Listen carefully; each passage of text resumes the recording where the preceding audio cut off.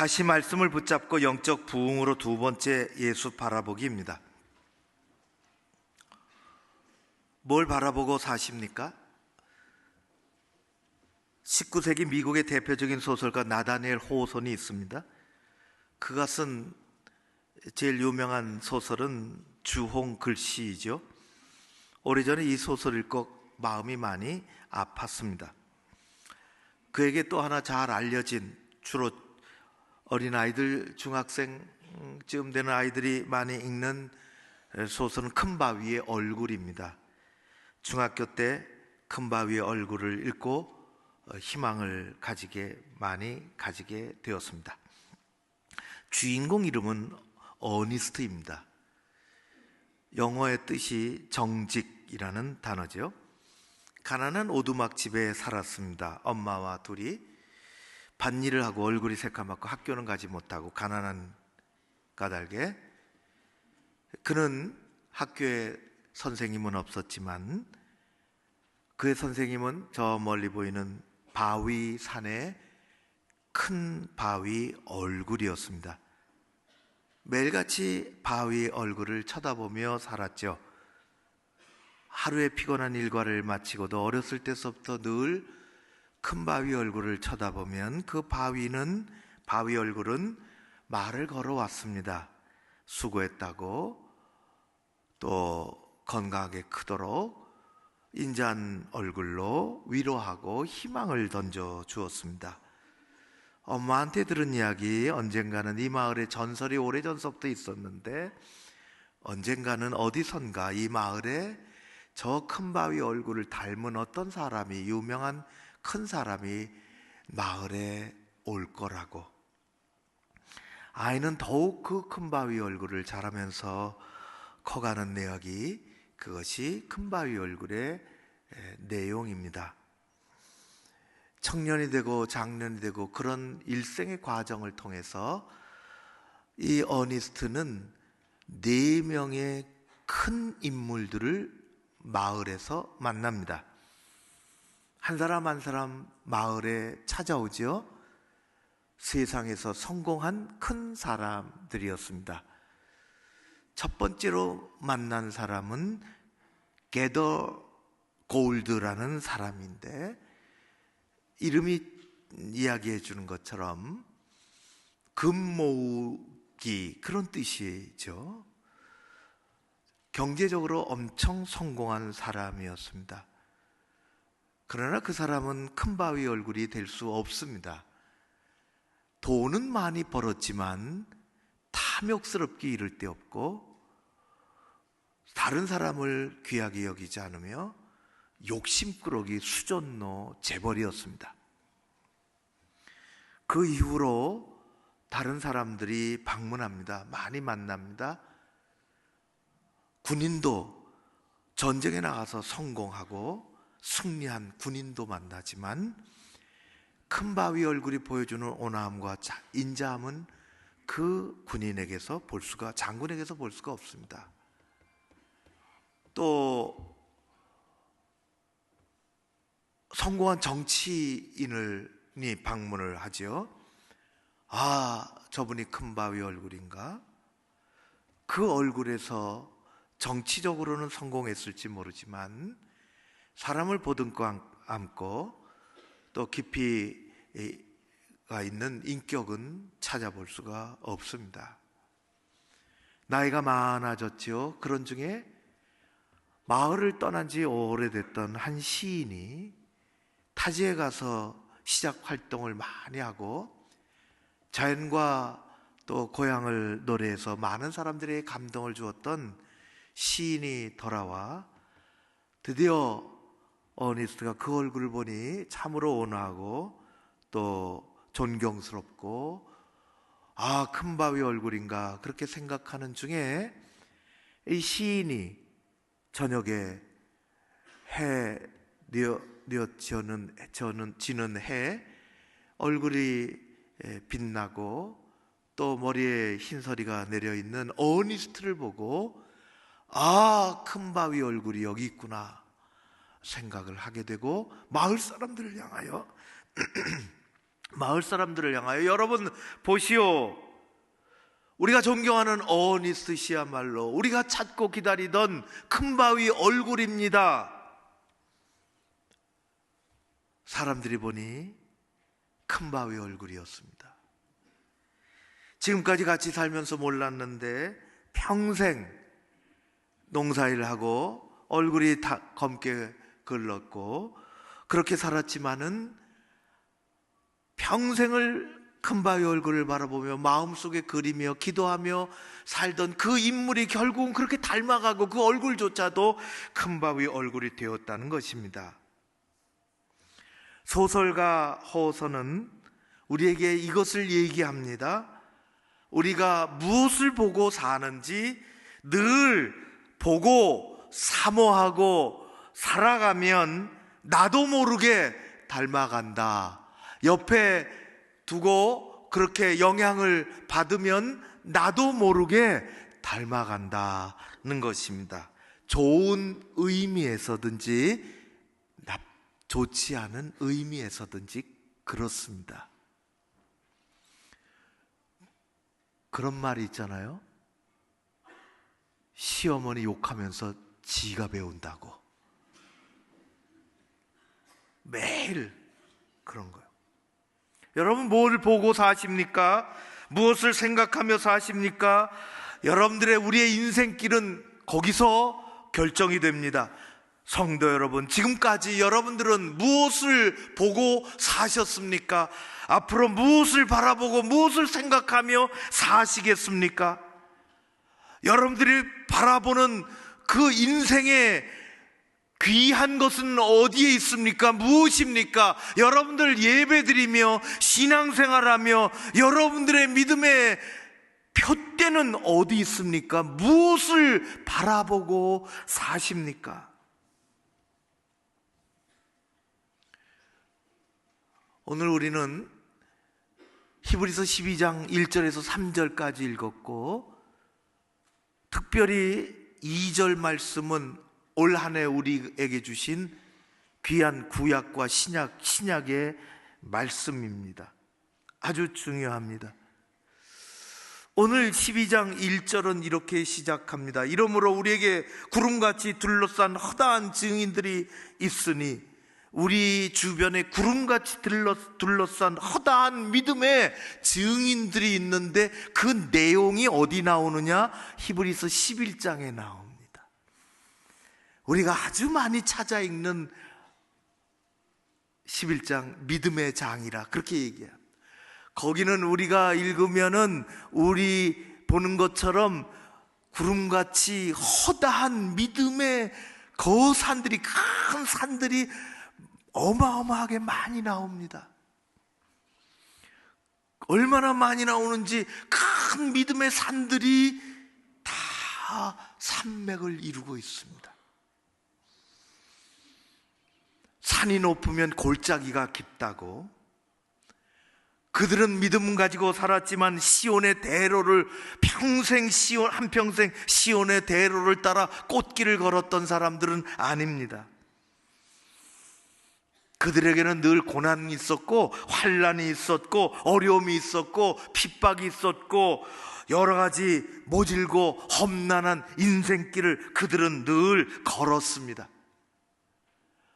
11장을 읽어보십시오. 그러나 그들은 그렇게 모질고 힘들고 어렵고 힘든 그런 경우들, 환난이 많은 그 인생길에서 그저 그렇게 살지 않았습니다. 그저 그렇게 살기를 거부했습니다.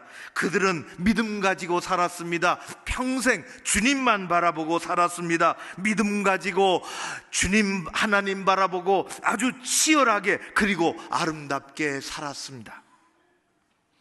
그들은 마침내 오늘 말씀처럼 우리 인생길을 경주라 얘기했는데 천국 가는 나그네로 마침내 승리한 삶을 살았던 것이 11장에 나오며 우리는 그것을 보고 읽고 믿음의 장이라 그렇게 얘기합니다.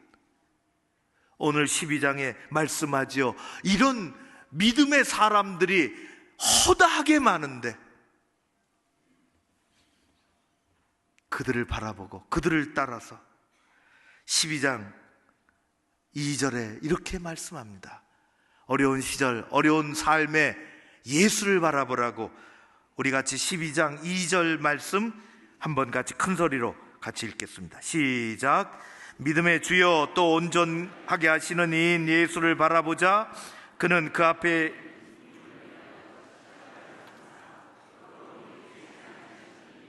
하나님 보좌 우편에 앉으셨느니라. 아멘. 우리에게 주신 말씀은 아주 간단합니다. 아주 명료합니다. 어려운데, 세상이 어려운데, 힘든데 다른 것 보지 말고 예수 바라보고 살라는 것입니다. 구름같이 둘러싼 수많은 믿음의 선조들을 봐라. 그리 다 어려움을 당하고 힘든 과정, 인생의 길을 걸어가면서 믿음 놓치지 않고 하나님을 바라보며 살았던 것처럼 신약에 돌아와서 하나님은 우리에게 말씀하십니다. 예수를 바라보라. 예수를 바라보라.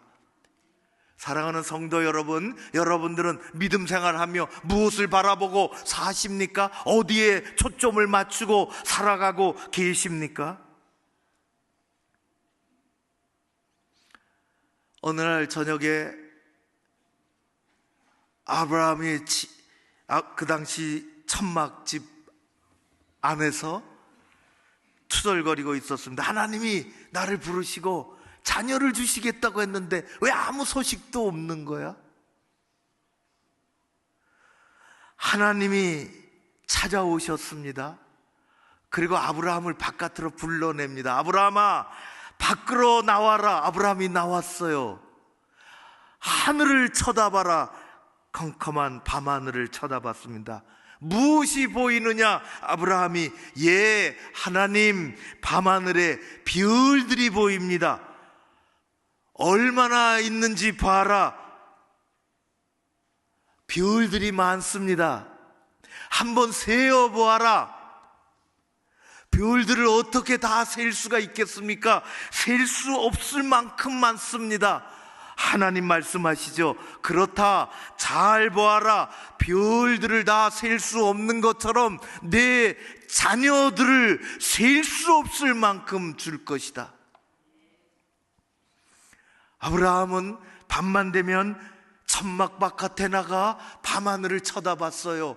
총점이 박혀져 있는 빛나는 별들을 바라보며 살았습니다. 그리고 하나님의 약속의 말씀을 품었습니다. 그리고 기도했어요. 믿음의 조상이 되는 까닭은 별을 바라보며 하나님의 말씀을 품고 기도하고 드디어 그는 믿음의 조상으로 별처럼 수많은 자손들을 두었습니다. 아브라함을 향하여 하늘을 바라보고 별들을 바라보고 약속을 생각하고 기도하고 살라고 말씀하신 하나님은 오늘 히브리서를 통해서 우리에게 이야기하십니다. 어렵고 힘든 세상에 살아가는 너희들아, 다 예수를 바라보라. 예수를 바라보라. 우리는 믿음의 눈을 가지고 예수를 바라보며 살아가는 믿음의 인생의 길을 끝까지 걸어가야 할 줄로 믿습니다. 하나님은 오늘도 그렇게 우리에게 말씀하시죠. 예수를 바라보라. 10여 년이 넘은 것 같은데 어느 날 제게 어느 젊은 집사님이 A4 용지 접은 거 하나를 내놓았습니다. 펼쳐보세요. 반 접은 것을 펼쳐보니까 마치 먹물을 가운데 떨어뜨리고 종이를 이리저리 이렇게 기울여서 제멋대로 먹물이 퍼져 있는 그것을 제가 보게 됐습니다. 목사님, 뭐가 보이시나요? 글쎄요, 아무것도 안 보이는데요. 목사님, 잘 보세요. 뭐가 보이실 거예요. 안 보이는데요. 여기 보세요. 가만히 보면 사람 얼굴이 안 보여요. 글쎄, 안 보이는데. 목사님, 보세요. 여기가 머리, 여기가 눈, 여기가 코, 여기가 입, 목이 이렇게 돼 있고 예수님 얼굴이 안 보이세요? 예수님 얼굴 안 보이는데, 이건 믿음 있는 사람은 다 보이는 건데.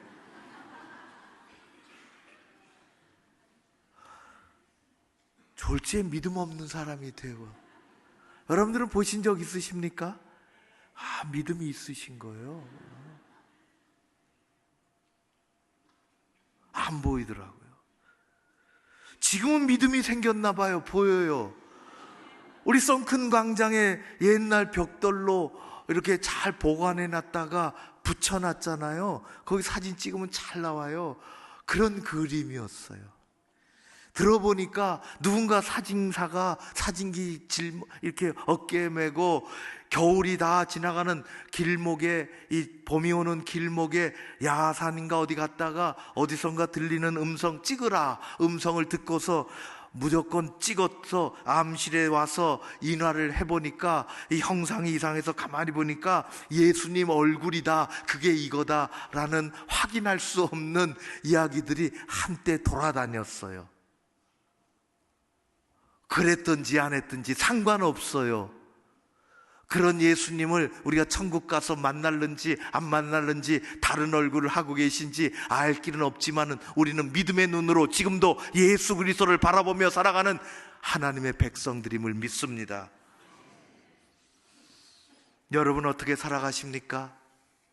어려운 세상에 무엇을 바라보고 사십니까? 우리는 그리스도인입니다. 우리가 왜 그리스도인일까요? 세상 사람들은 우리를 보고 왜 그리스도인이라고 붙여줄까요? 우리가 그리스도인인 까닭은 다름이 아니라 예수 그리스도를 바라보고 사는 사람이라는 것입니다. 우리는 다른 것 보지 않습니다. 세상에 살아가면서 봐야 할 것들이 많이 있지요. 때로는 신문도 봐야 하고 텔레비전도 봐야 하고 사람들의 눈치도 봐야 하고 세상 풍경도 봐야 하지만 우리 믿음의 길에 바라봐야 할 분은 오직 한 분, 예수 그리스도 바라보며 사는 것입니다. 그리스도인은 예수 그리스도 바라보며 사는 사람들입니다. 그리스도인은 나를 사랑하사 십자가에서 돌아가신 예수 그리스도 바라보며 사는 사람들입니다. 여러분들의 신앙생활의 길에는 누가 보이십니까? 예수 그리스도 바라보며 사는 여러분 모두 되시기를 주의 이름으로 축원합니다. 우리는 세상에 힘들고 어려운 일을 만나 다른 사람에게 때로는 기도 요청도 하고 때로는 손을 내밀기도 하고 때로는 어려워서 이리저리 방황하기도 하지만 우리는 예수 그리스도 바라봐야 살 수 있는 사람들입니다. 김영철이라는 분이 계십니다. 그는 5년 전에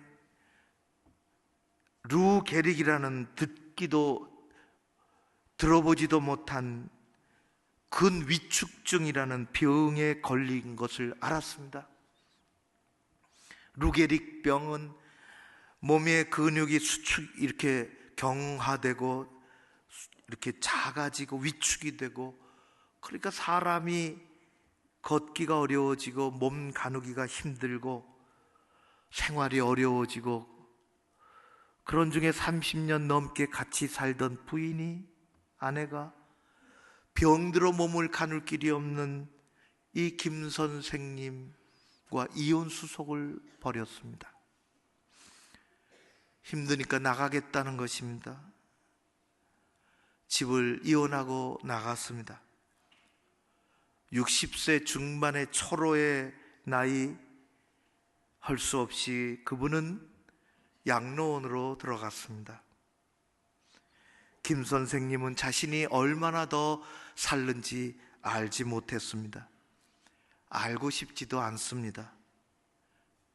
빨리 끝나기를 바랄 뿐입니다. 왜냐하면 하루하루 살아가는 것이, 그전에는 조금 더 건강하게 조금 더 오래 살기를 원했지만은 그런 모든 희망이 다 사라졌지요. 산다는, 하루하루 산다는 그 자체가 매우 고통스럽고 힘에 겨웠습니다. 가끔 간병인이 옵니다.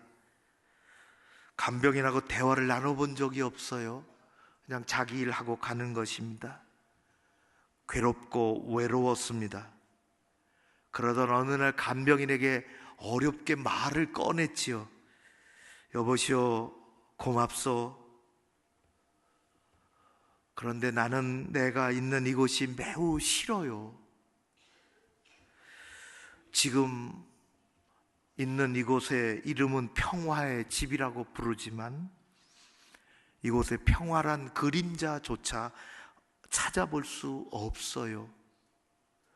냄새가 너무 많이 나고 낮에도 밤에도 사람들은 아프다고 신음소리가 들리고, 여기는 평화의 집이 아니에요.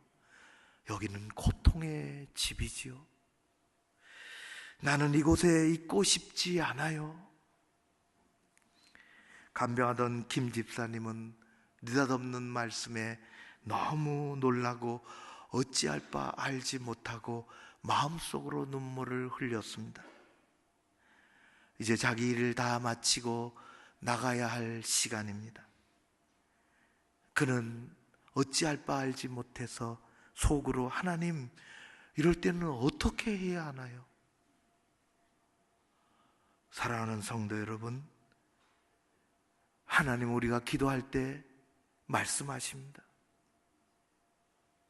당하고 힘들어서 손을 내밀 때 손을 잡아주십니다.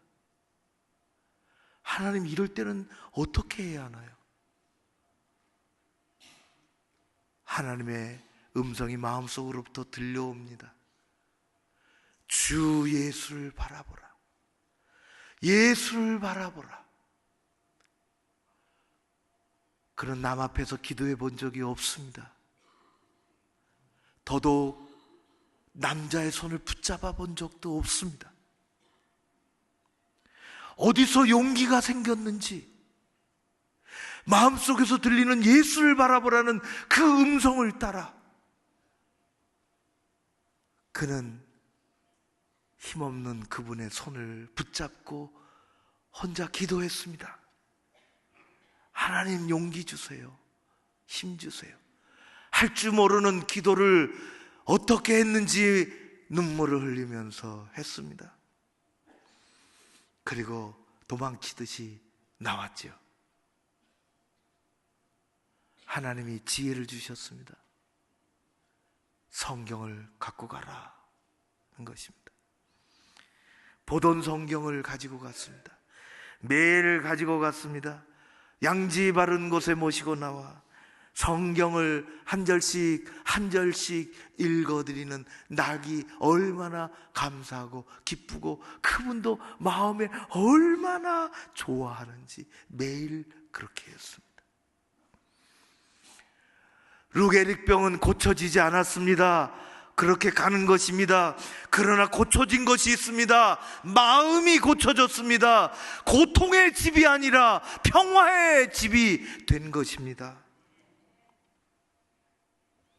사랑하는 성도 여러분, 살아가면서 여러 가지 어려움을 느낍니까? 절망감이 피어오릅니까? 믿음의 주가 되시는 예수 그리스도를 우리는 바라봐야 합니다.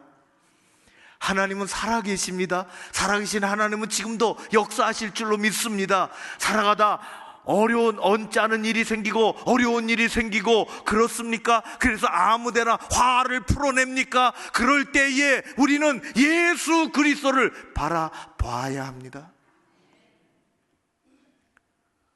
그분은 우리의 믿음의 주인이 되십니다. 치유해 주실 줄로 믿습니다. 절망을 받고 희망의 집으로 만들어 주실 줄로 믿습니다. 우리는 그래서 오늘도 예수 믿으며 살아가는 것입니다. 하나님은 오늘도 살아계십니다. 주님을 바라보는 기적은 지금도 일어납니다.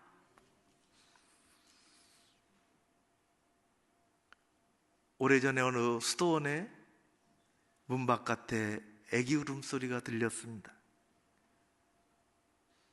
수도사들이 문을 열고 나가니 포대기에 대충 쌓여있는 아기가 젖을 떼지도 못한 채 울고 있었습니다.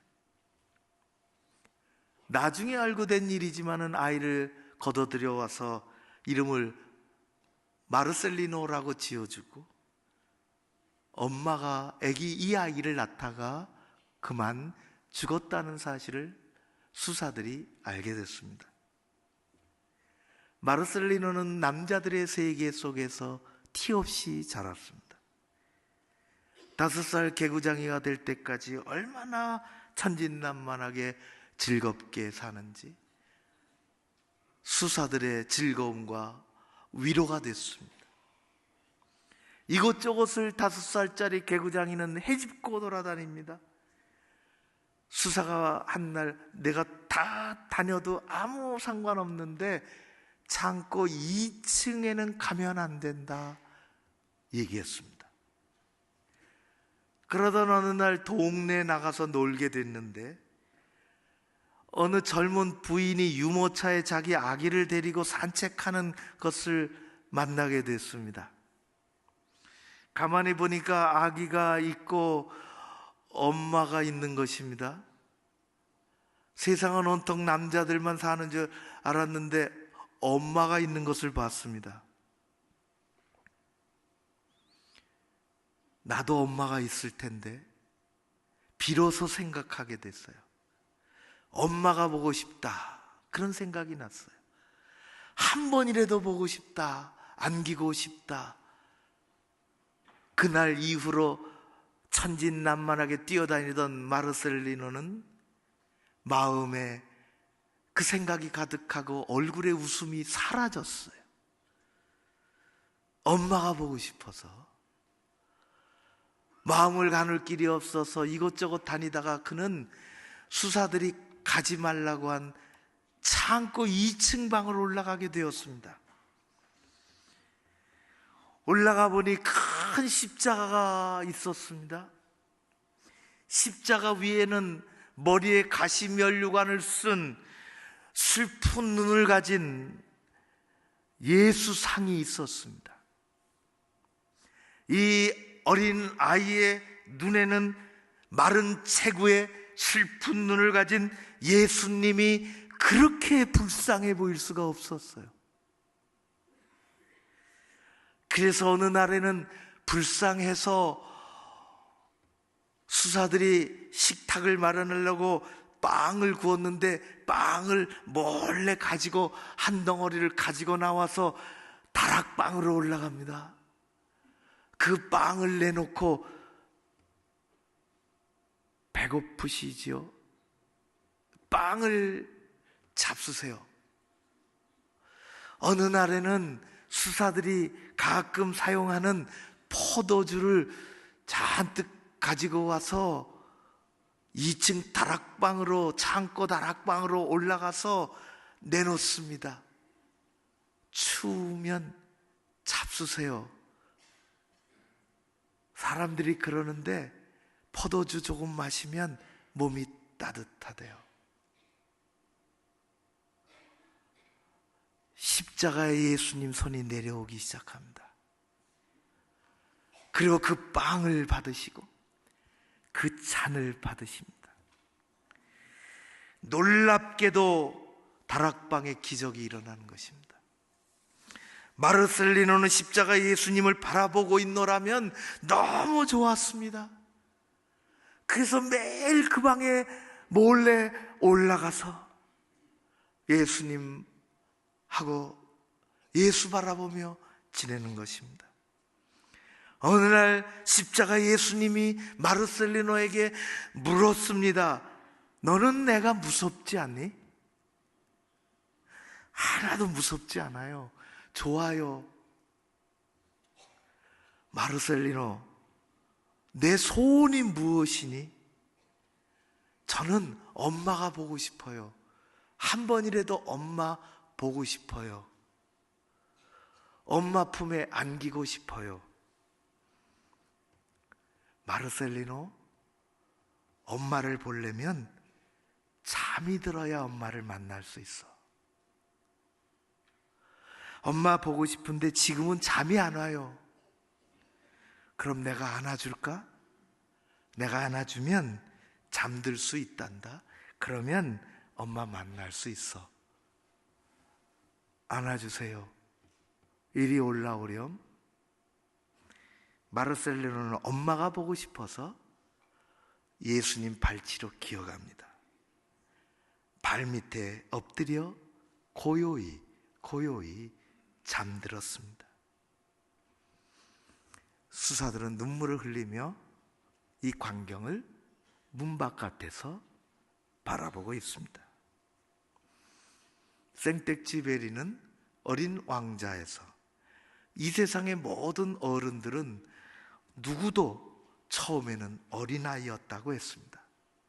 다만 그것을 기억하지 못할 뿐이라고 했습니다.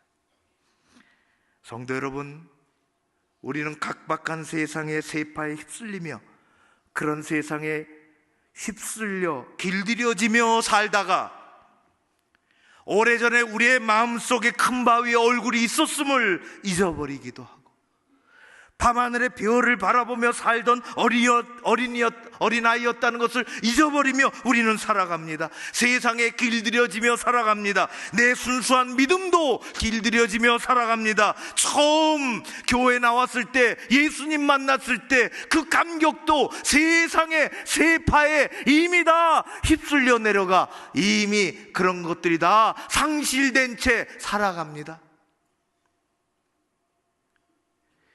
직분을 받았을 때 그 감격은 어디 갔는지 다 알지 못하며 무덤덤하게 살아갑니다.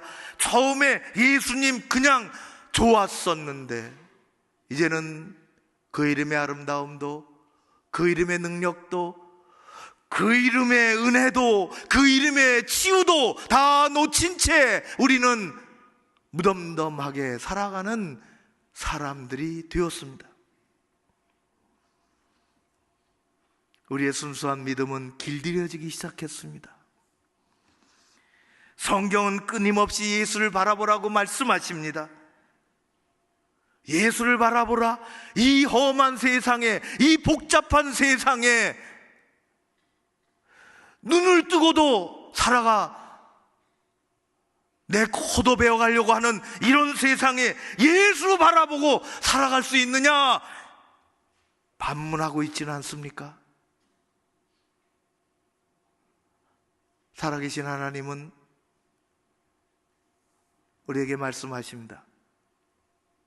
예수 바라보라고.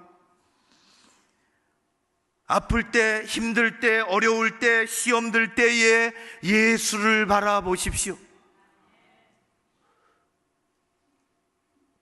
우리 믿음의 주인 되시는 그분이 치료하실 줄로 믿습니다. 사랑이 식었을 때에, 구원의 감격이 식었을 때에, 열심히 식었을 때에, 순수함이 식었을 때에 어린아이처럼 예수를 바라보십시오. 예수님께서 회복시켜 주실 줄로 믿습니다. 그분은 우리의 믿음의 주인이십니다. 우리를 온전한 길로 인도하십니다. 믿음의 주여 온전케 하시는 예수를 바라보는 여러분들 되시기를 바랍니다. 기적이 일어나리라. 부흥이 일어나리라. 오늘 성경 말씀에 우리가 가는 길은 경주라 얘기했습니다. 11장의 믿음의 선조들은 그 경주를 다 마쳤으며 믿음으로 승리했다고 했습니다. 예수를 바라보고 살아가는 우리의 삶 가운데 믿음의 경주가 다 잘 진행이 되어지고 마침내 승리하는 우리 교회 여러분들 되실 줄로 믿습니다. 믿음의 부흥이 우리 교회 가운데 예수를 바라보며 첫사랑의 감격을 회복하며 나아가는 우리 모두 되시기를 주의 이름으로 축원합니다. 고마우신 아버지 하나님 감사합니다. 예수 바라보며 살아가기를 원합니다.